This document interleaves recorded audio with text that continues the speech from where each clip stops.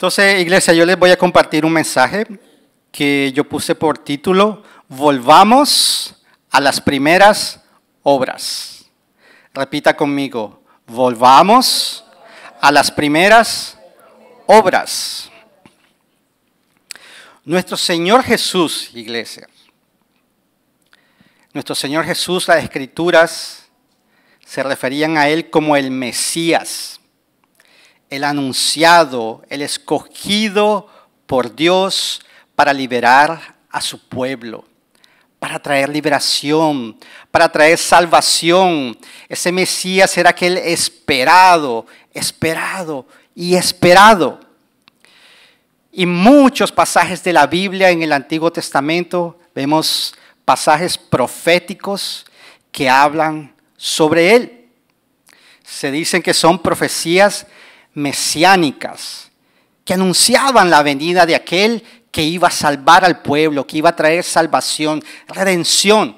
Profecías como tales como, pues se nos ha dado un niño, nos ha nacido un hijo,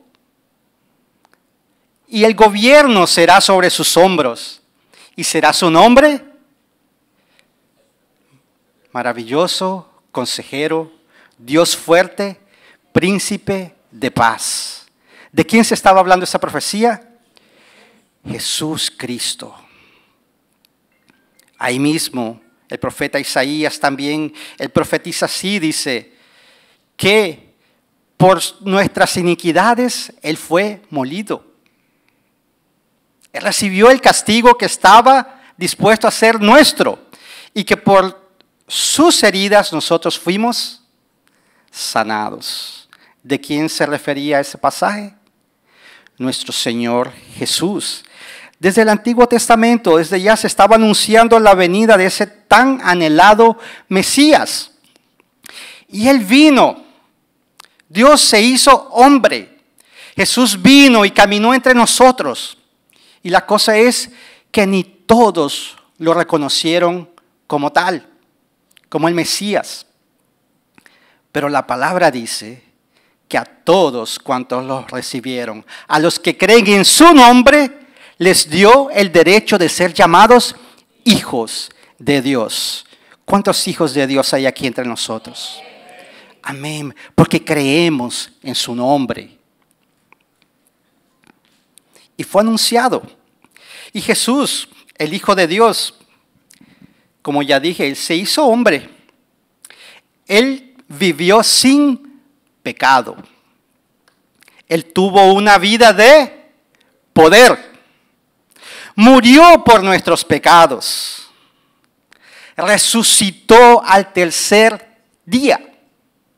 Y fue exaltado a lo sumo, a lo sumo, a lo sumo. Iglesia, no nos podemos olvidar que Él volverá. Jesús está volviendo. Él volverá. Ese es el Mesías que nosotros adoramos. Y ese Mesías, iglesia, Jesús Cristo de Nazaret, la palabra nos dice que Él más o menos empezó su ministerio más o menos a los 30 años. Y después tuvo un periodo como de 3 años en que hizo toda su obra. En esos 3 años se pudieron presenciar maravillas, prodigios, señales, milagros. En resumen, ¿qué fue lo que pudimos ver en ese tiempo? Poder. Poder de Dios. Poder para curar. Poder para salvar. Poder para hacer nuevas todas las cosas. Poder. Poder para transformar corazones de piedra y convertirlos en corazones de carne. Poder para darnos nueva vida. Poder para resucitarnos. Poder. Eso era lo que salía de Él. Él emanaba eso. Poder. Ese era Jesús. Y Él vino con una agenda. Él vino con un propósito. Con un propósito vino Jesús acá. Y hay muchos versículos de la palabra que nos dicen cuál era ese propósito, cuáles eran esos propósitos. En Hechos 10:37 al 38 leemos así: vosotros sabéis lo que se divulgó por toda Judea, comenzando desde Galilea, después del bautismo que predicó Juan, cómo Dios ungió con el Espíritu Santo y con poder a Jesús de Nazaret, y cómo éste anduvo haciendo bienes y sanando a todos los oprimidos por el diablo, porque Dios estaba con él. Poder, iglesia, poder. Lucas 19:10 dice así: porque el Hijo del Hombre vino a buscar y a salvar lo que se había perdido. Él vino para los perdidos, iglesia.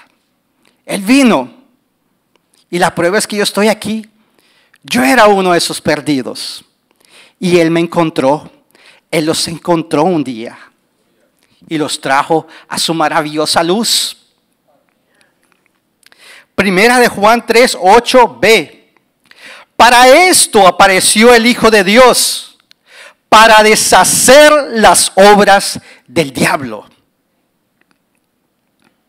Juan 10, del 9 a 10, Jesús dijo así: yo soy la puerta. El que por mí entrare será salvo. Y entrará y saldrá y hallará pastos. El ladrón no viene sino para hurtar y matar y destruir.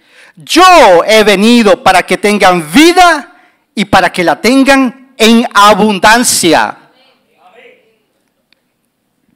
Mateos 4:17. Desde entonces comenzó Jesús, ¿a qué, iglesia? A predicar y a decir: arrepentíos, porque el reino de los cielos se ha acercado. Si hay algo que Jesús Cristo siempre tuvo en su mente, siempre en su palabra, siempre llevando al frente, era el reino de Dios. Reino. ¿Cómo establecer su reino? ¿Qué era el reino? ¿Cómo se entraba en el reino? ¿Cómo permanecer en el reino? ¿Cómo ese reino es aquel que desmenuza todo, cualquier reino humano? Porque reinos se levantan y caen, se levantan y caen, pero hay uno que es para siempre. Y ese es el reino de Dios, el que nos vino a revelar Jesús Cristo con poder. Con poder. Entonces, ¿a qué vino Él? A anunciar el reino de Dios, a darnos vida, iglesia, a deshacer las obras del diablo, a buscar y salvar a aquel que se había perdido. Hay muchos otros pasajes, pero en esencia Él vino con eso en mente, con esa agenda, con ese propósito. Y para ese propósito, ese Mesías fue ungido. Los evangelios nos llevan como una secuencia de cómo Jesús comenzó su ministerio. Él fue bautizado, si seguimos la secuencia, fue bautizado, en determinado tiempo Él fue llevado al desierto para ser tentado.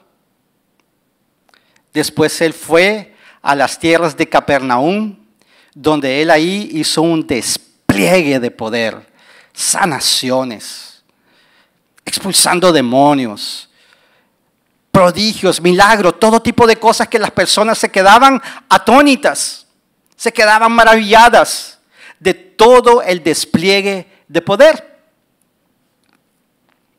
Y la palabra cuenta que después Él regresa a su tierra natal.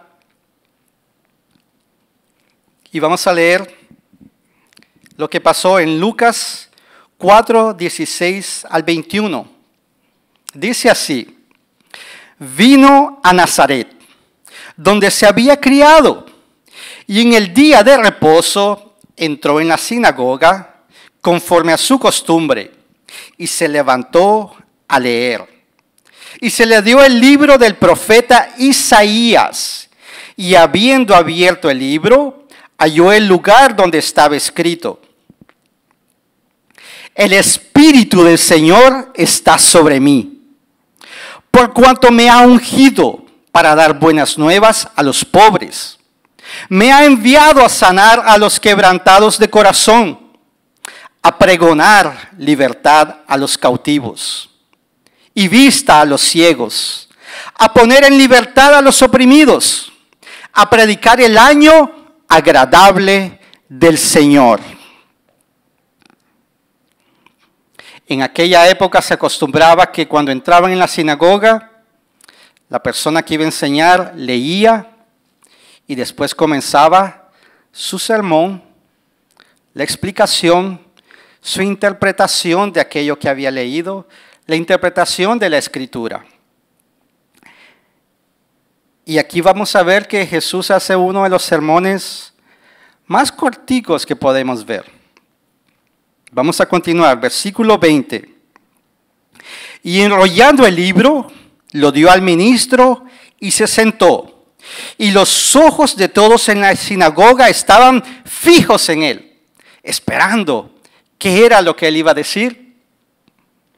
Versículo 21. Y comenzó a decirles: hoy se ha cumplido esta escritura delante de vosotros. Ese fue el sermón que él les dio. Hoy se ha cumplido esta escritura delante de vosotros. En otras palabras, que él estaba diciendo: yo soy el Mesías. Aquel que ustedes esperaban está aquí entre ustedes. El Mesías estaba aquí en la tierra ya. Él ya estaba con ellos. Ya estaba ahí, dando despliegue de poder, revelando el reino de Dios. Y ellos no lo reconocían. Esa era la obra que Dios Padre mandó a su Hijo Jesús a hacer aquí. Vemos primero que Él vino a dar buenas nuevas a los pobres. La palabra dice: bienaventurados los pobres en espíritu, porque de ellos es el reino de Dios. Y en la palabra podemos aprender de que cuando se refiere a pobre de espíritu, es aquella persona que entiende que en ella misma no hay nada, que depende completamente del Señor. Es aquella persona que entiende y recibe aquel versículo que dice: sin ti nada podemos hacer. Allí hay un pobre de espíritu. Cuando recibimos esa revelación, cuando yo sé que yo lo necesito para todo, y que todo lo que yo puedo obtener, todo lo que yo pueda hacer, depende solamente de Él. Ahí empieza todo. Pero ¿qué pasa? Vivimos en una sociedad, vivimos en un mundo que fomenta la altivez, el orgullo. Tú puedes, en ti está lo que necesitas, tú eres un campeón. Dale, busca tus sueños, nadie te va a parar. ¿No es eso lo que escuchamos? Tantas charlas de motivación poniendo al hombre aquí, por encima de todo. Pero la palabra nos lleva a ser pobres en espíritu. A que nosotros reconozcamos que sin Él no somos nada, iglesia. No somos nada y necesitamos de su compasión, de su amor, de su dirección, de su palabra, de su perdón, de todo. Somos pobres, no tenemos nada ante Él. Pero cuando llegamos a esa revelación y a recibirlo en el corazón, ahí Él piensa a manifestarse en nuestras vidas con poder y gracia. Él vino a sanar a los quebrantados de corazón, iglesia. Y vemos por ahí afuera cuántos quebrantados de corazón. En todos lados vemos los quebrantados de corazón, personas sufriendo por muchas cosas. Sufriendo por engaños, sufriendo por mentiras, sufriendo por traiciones, sufriendo por muchas cosas, con el corazón hecho pedazos, quebrantados. Pero el Señor quiere que nosotros nos presentemos ante Él con el corazón quebrantado cuando reconocemos que también le hemos fallado a Él. Que le hemos fallado a Él. Cuando yo llego ante Él reconociendo, Señor, yo te he fallado también. Y porque yo te he fallado también, yo estoy aquí con mi corazón que yo no puedo mantenerlo en una pieza. Está quebrantado, está roto. Restáuralo, Señor. Eso es lo que necesitamos hacer. Entregarle nuestro corazón y decirle, Señor, restáuralo. Restáuralo. Hazlo entero de nuevo. Transforma mi corazón. Tenemos que reconocer nuestra condición pecadora y buscar la misericordia y el perdón de Dios, iglesia. Él vino a pregonar libertad a los cautivos. Y la palabra nos enseña, iglesia, que nosotros, que el hombre es esclavo de todo aquello que lo domina. Porque nosotros podemos decir, yo no soy esclavo, nadie me esclaviza, yo soy libre. Pero nosotros somos esclavos de todo aquello que nos domina, todo aquello que no le podemos decir no. Todo aquello que me controla, todo aquello que me conduce. Yo soy esclavo, yo me hago esclavo de esas cosas. Y vemos que por el pecado vemos personas esclavizadas a los vicios, otros esclavizados al dinero, muchos esclavizados al deseo de ser reconocido, deseo de ser famosos. Y eso lo vemos hoy en día más incentivado por las redes sociales. ¿Qué no hacen las personas por un minuto de fama? ¿Qué no hacen? Tantas cosas que nosotros vemos en las redes sociales. ¿Por qué? Por querer llamar la atención, por querer aparecer, por ese minuto de fama. Y eso es lo que conduce al mundo hoy en día. Ese deseo de ser reconocido, ese deseo de estar en el foco, en el spotlight, como se dice. Pero el Señor, Él vino a pregonar libertad a los cautivos. Y Él dijo así, en su palabra se dice, conocerán la verdad y la verdad los hará libre. Es cuando conocemos a recibir revelación de la verdad de Dios para con nosotros, es que nos hacemos libres. Expongámonos a su palabra, iglesia.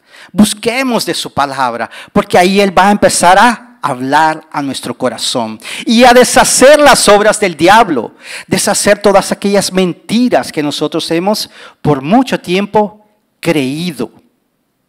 Recibamos la verdad de Dios, busquemos la verdad de Dios y no dejemos que el diablo continúe haciendo esas telarañas en nuestra mente.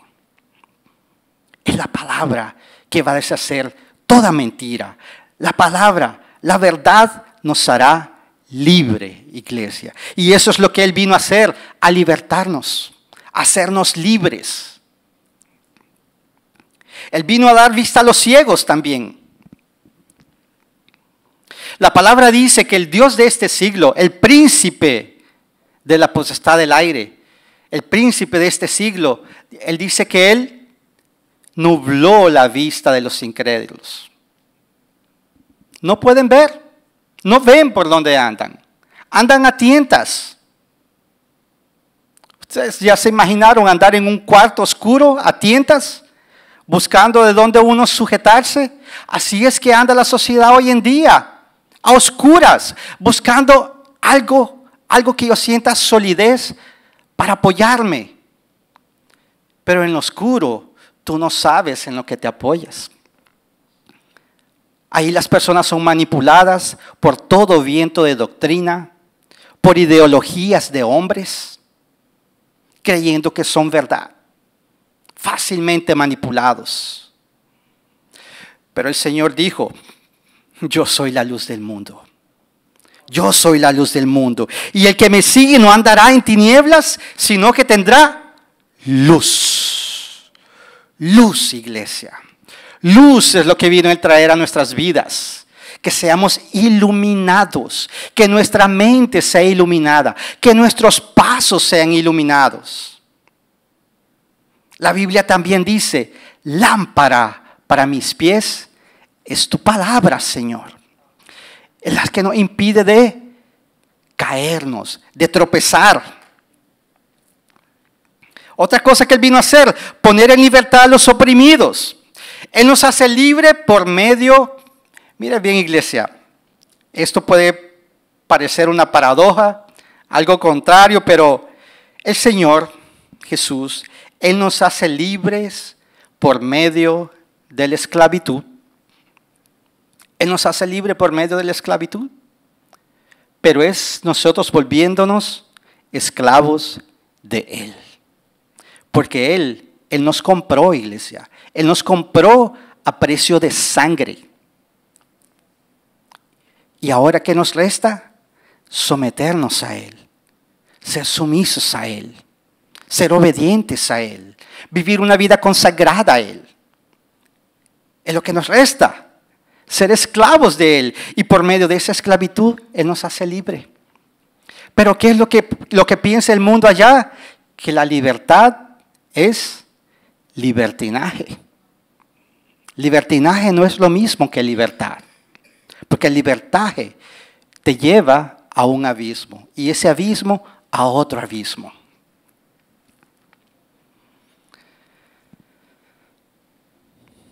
Otra cosa que Él vino a hacer, iglesia, es predicar el año agradable del Señor.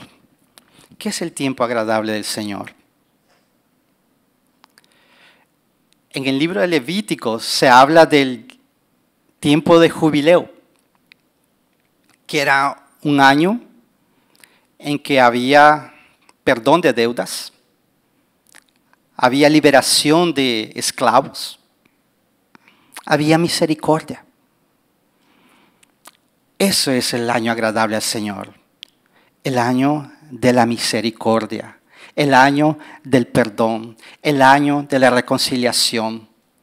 Y ese tiempo, iglesia, es hoy. Es hoy ese tiempo que estamos viviendo. Tiempo de gracia. El Señor aún está esperando, está dándonos una ventana, dejando una puerta abierta para que nosotros entremos al reino. El arca continúa abierta. Entremos por esa puerta, iglesia. Aún hay tiempo. Tú que tal vez me estás viendo ahí, tal vez tú nunca has entregado tu vida al Señor Jesús. Nunca has declarado tu fe a Él. Nunca lo has buscado. Hoy es el día. Hoy es el día, porque hoy es día de salvación. Hoy es día de salvación. Y eso es lo que Él vino a anunciar. Hoy tiempo de gracia. Vengan a mí. Es lo que Él vino a decir. Como decía en la palabra. Dice en la palabra. Busquemos al Señor mientras pueda ser hallado. Llamémoslos mientras Él pueda escucharnos.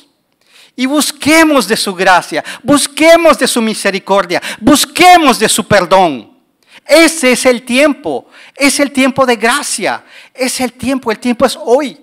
No te quedes ahí parado donde estás, busca al Señor, que Él dice en la palabra que Él es amplio en perdonar. El tiempo es hoy, tiempo de gracia.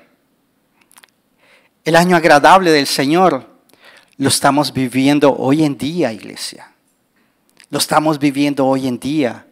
Pero no va a quedar abierta esa puerta para siempre. Tenemos que tener prisa. Con prisa tenemos que entrar por esas puertas y buscar de la salvación del Señor. Esta es la obra que el Señor vino a hacer en su pueblo. ¿Y qué de ahí, iglesia? Eso lo vino a hacer Jesús. Y uno puede decir, bueno, Jesús, Dios mismo. Pero ¿saben qué, iglesia? Nosotros también fuimos comisionados para esa obra. La iglesia fue comisionada para esa obra. Miren lo que dice Hechos 1 al 8. Pero recibiréis, ¿qué cosa? Poder. Cuando haya venido sobre vosotros el Espíritu Santo, y me seréis testigos en Jerusalén, en toda Judea, en Samaria y hasta lo último de la tierra. Él nos comisionó para eso, iglesia, esa obra. Llevar las buenas nuevas, dar vista a los ciegos, anunciar el año agradable al Señor, consolar a los quebrantados. Ahora está en manos de la iglesia. El Señor Jesús continúa haciendo su obra a través de ustedes, iglesia. A través de ustedes. Ese es el llamado que nosotros tenemos. Para eso fue que Él derramó su Espíritu sobre la iglesia. La obra continúa. Y por lo tanto nosotros debemos permanecer enfocados. No podemos desviarnos de ese llamado. Iglesia, y yo me pregunto, ¿cómo era que los apóstoles comenzaron a llevar a cabo esa misión? ¿Cómo ellos lo hicieron? Porque sí, ellos recibieron, dice que ellos fueron investidos de poder. El Espíritu Santo en el día de Pentecostés, ellos recibieron poder por medio del Espíritu Santo. Pero ¿después qué? ¿Después qué? ¿Cómo lo que ellos habían recibido, ellos podían ponerlo a obrar de forma práctica? ¿Cómo? ¿Cómo fue? Mira lo que dice la palabra, Hechos 2:42. Y perseveraban en la doctrina de los apóstoles, en la comunión unos con otros, en el partimiento del pan y en las oraciones. Allí empezaba todo, iglesia. Allí, en cosas sencillas como esa, que ellos hacían, compartían la palabra. Tenían comunión unos con otros. Compartían el pan y oraban. Permanecían en la oración, perseveraban en la oración. ¿Qué más ellos hacían? Hechos 2:46 al 47.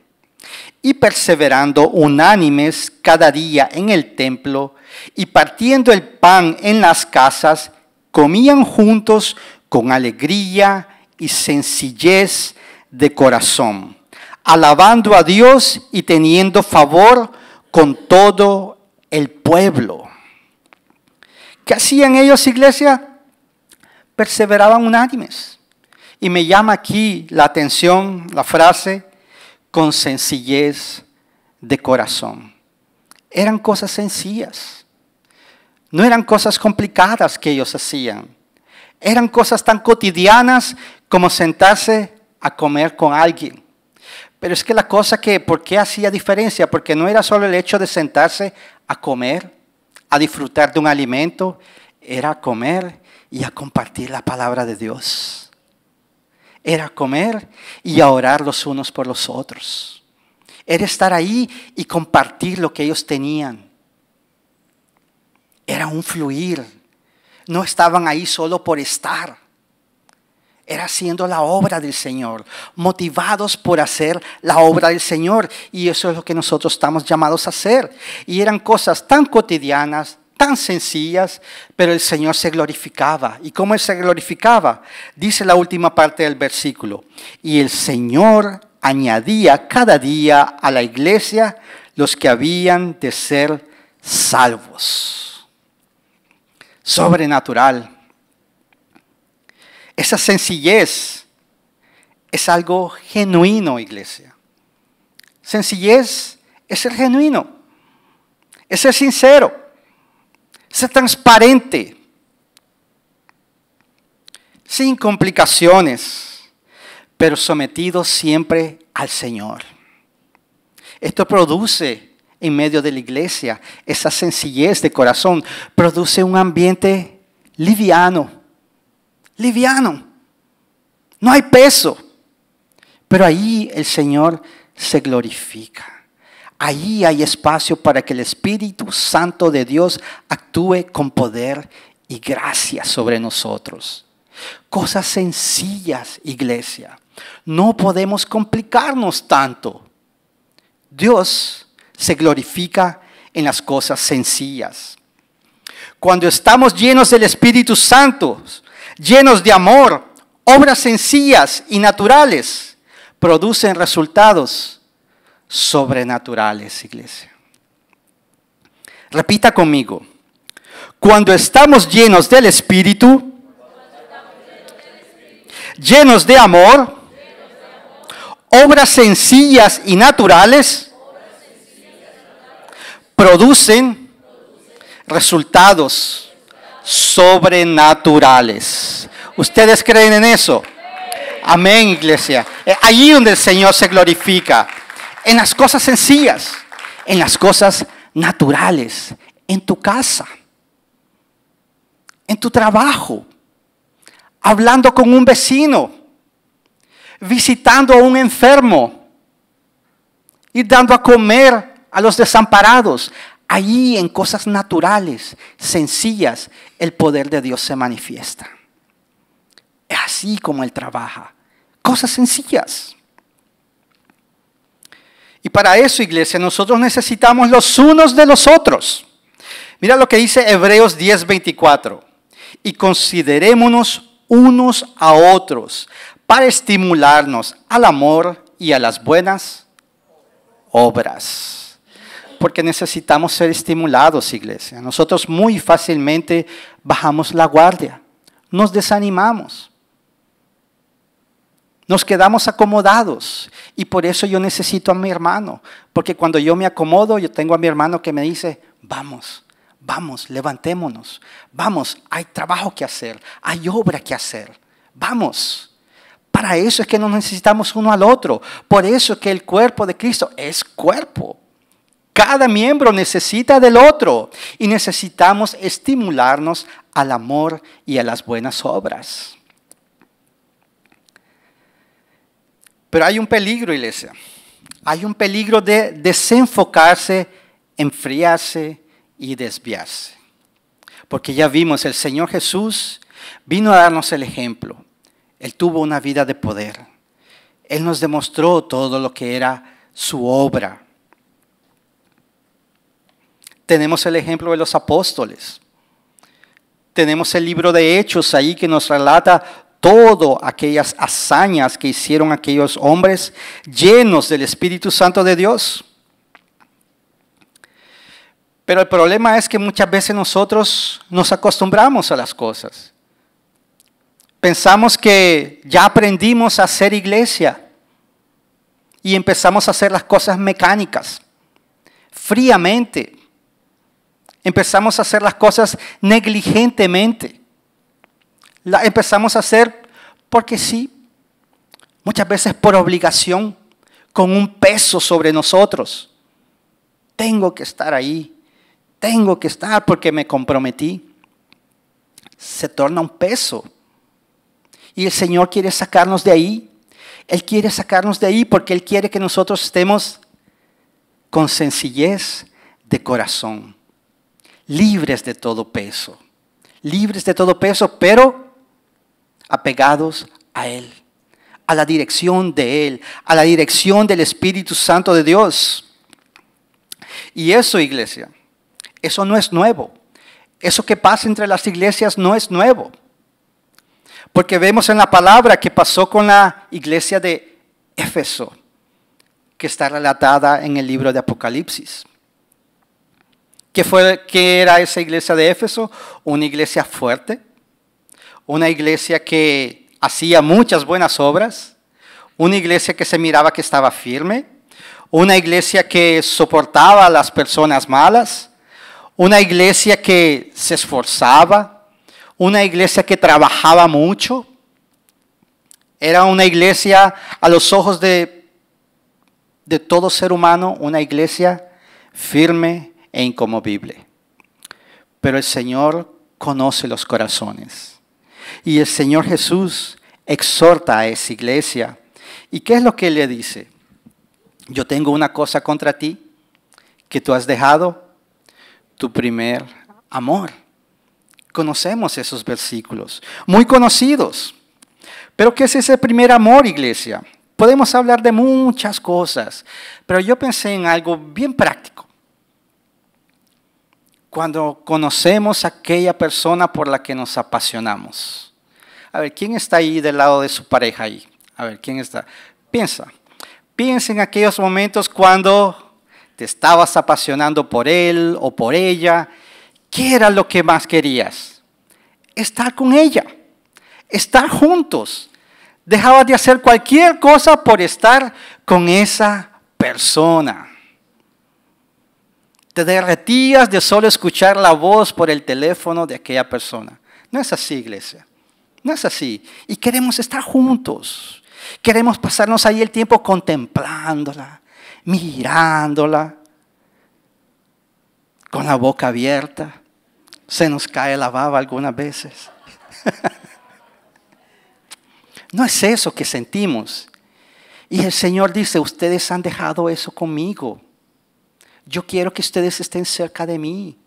Yo quiero que ustedes sientan y permanezcan en ese deseo de admirarme, de verme, de oírme, de caminar conmigo, de que yo los pueda llevar de la mano y guiarlos. Dejaron el primer amor. Se creyeron autosuficientes. Ya no necesitamos. Ya aprendimos a ser iglesia.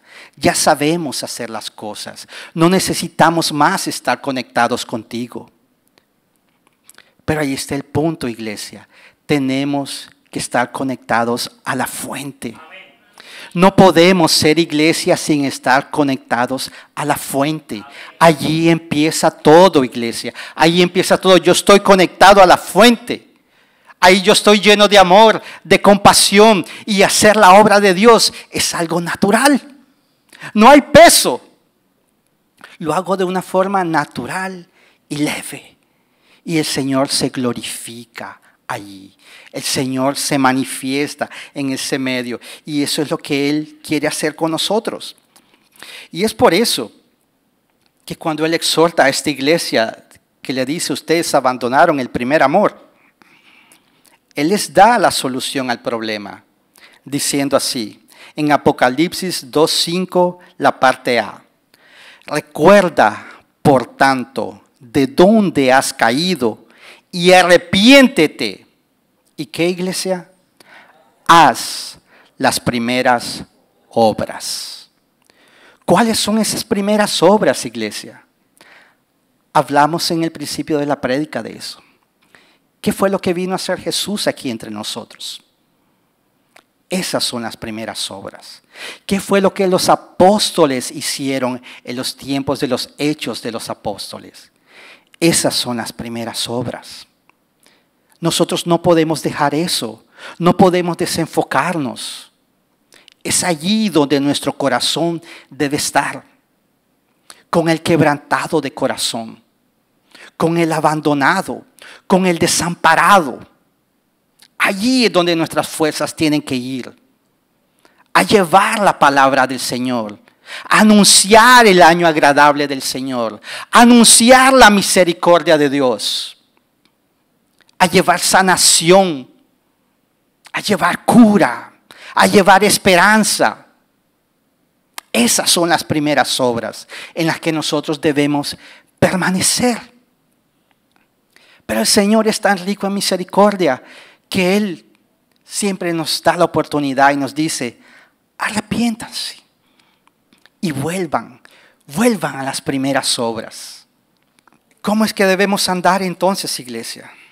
Como yo les dije antes, conectados a la fuente, viviendo en comunión y practicando las buenas obras con compasión y misericordia. Eso es lo que el Señor quiere de nosotros. No podemos olvidarnos de eso. Es sencillo. Pero nosotros nos complicamos mucho. Nos complicamos. Es en medio de la sencillez que el Señor se glorifica. El Mesías había sido anunciado desde hace mucho tiempo. Y muchos pasajes vemos que describen la venida de ese Mesías, el tan anhelado. Pero Él vino finalmente. Nosotros no nos podemos desviar, no nos podemos desenfocar, iglesia. Tenemos que mantener nuestros ojos fijos en Jesús, como dice la palabra, autor y consumador de la fe. Y en la obra que Él vino a hacer, la obra que Él nos encomendó, está en nuestras manos ahora. Él no nos deja solos. Él está junto con nosotros. Él nos ungió con el Espíritu Santo. Es el Espíritu Santo que hace la obra a través de todo aquel que dice, heme aquí, Señor. Yo quiero llevar esperanza. Porque un día yo estaba sumido sin ninguna esperanza. Y tú levantaste un hombre y una mujer de Dios para hablarme de tu amor, de tu perdón, de tu misericordia. Y eso llenó mi vida, llenó mi corazón. Y ahora, Señor, yo quiero hacer lo mismo. Yo quiero hacer lo mismo. Eso es lo que el Señor quiere. Que digamos, aquí estoy, Padre, aquí estoy. Y creer que es el Espíritu Santo que va a hacer la obra a través de todo aquel que dice, heme aquí. Como yo les decía, en Isaías ya estaba anunciado lo que ese Mesías iba a venir a hacer. Y en Isaías 61, del 1 al 4, leemos así, iglesia. El Espíritu de Jehová, el Señor, está sobre mí, porque me ungió Jehová.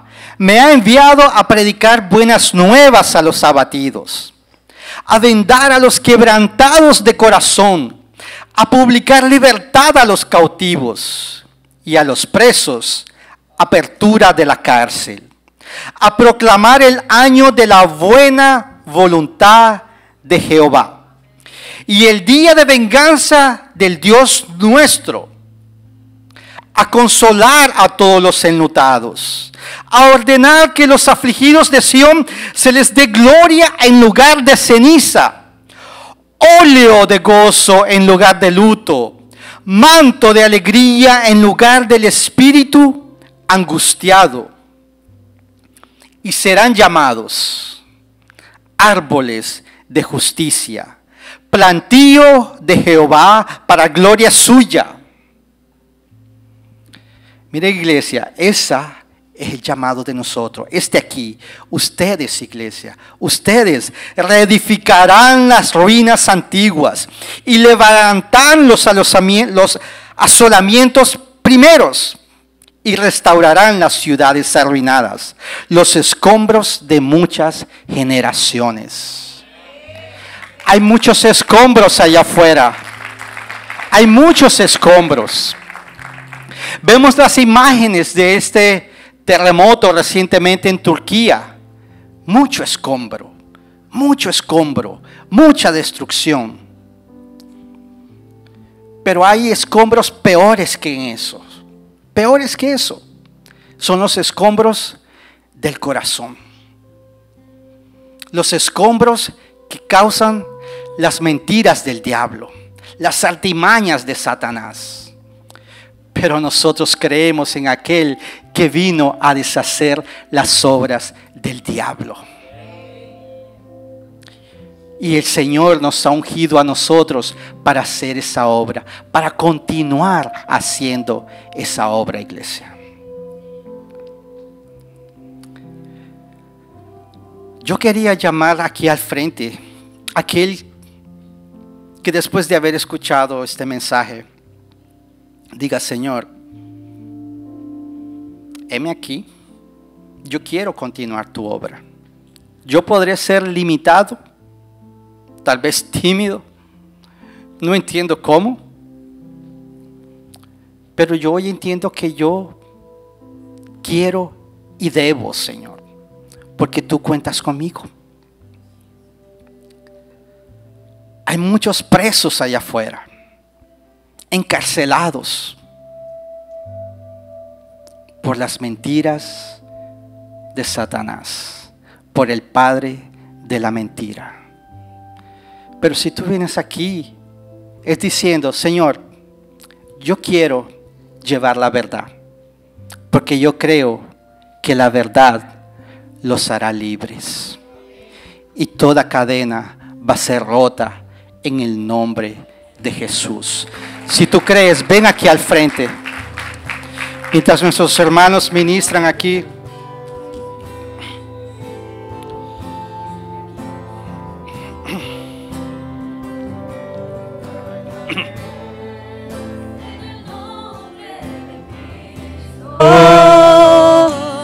hay poder en el nombre de Cristo.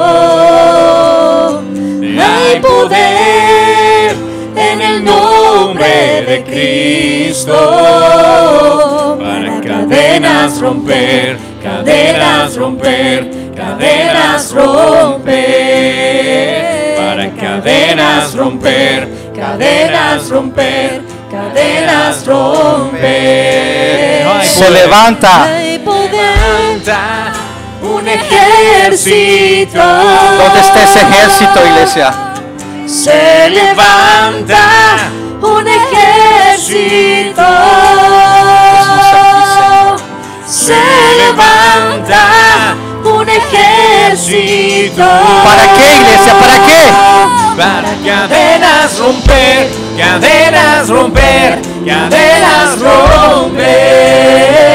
Para cadenas romper, cadenas romper, cadenas romper. Oh Padre, aquí está tu iglesia, Señor. Necesitamos de tu toque, Padre. Despiértanos, Señor. Despiértanos, Señor. Si hemos estado dormidos, Señor, si hemos sido negligentes con tu obra, Señor, perdónanos, Padre, perdónanos. Toca a tu pueblo aquí, Señor. Toca mi vida, Señor, para que nosotros podamos dar continuidad a la obra que el Mesías vino a hacer aquí, que el Hijo de Dios vino a hacer aquí. Tócanos, Señor. Llévanos a los cautivos, Señor. Llévanos a los pobres de corazón, Señor. Llévanos a los abatidos, Señor. Llévanos a los que están siendo manipulados, Señor, por las mentiras de Satanás, Señor. Abre nuestra boca, que de nuestra boca salga vida, Señor. Que de nuestra boca salga la verdad, Señor. Que la libertad va a fluir, Señor, de nosotros por medio de tu palabra, Señor. Cadenas van a ser rotas, Señor. Va a haber libertad, Señor. Va a haber perdón. Va a haber reconciliación, Padre. Yo te pido, Padre, tú conoces cada corazón aquí, Señor. Toca, Padre. Toca en cada uno de ellos, Señor. Ellos están diciendo, esme aquí. Y tu palabra nos dice, Cristo en nosotros, esperanza de gloria. Y tu gloria va a ser manifestada a través de mis hermanos aquí, de su iglesia. ¿A dónde? En sus casas, en sus trabajos, con sus hijos. Sus hijos verán la gloria de Dios. Amén, iglesia. ¿Usted cree en eso? Nuestros hijos verán y proclamarán la gloria de Dios. ¿Por qué? Porque el Señor está con nosotros. Porque el Espíritu Santo de Dios habita entre vosotros, en ustedes. En el nombre poderoso de Jesús, demos un gloria a Dios, al Señor.